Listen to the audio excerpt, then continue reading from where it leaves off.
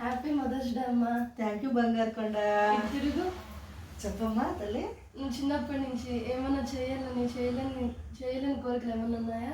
చాలా ఉన్నాయి తల్లి. నేను చిన్నగా ఉన్నప్పుడు హీరోయిన్ అట్లా రెడీ కావాలని, వాళ్ళు వేసుకోండి డ్రెస్సులు వేసుకోవాలని నాకు ఎంతో ఆశగా ఉండేది.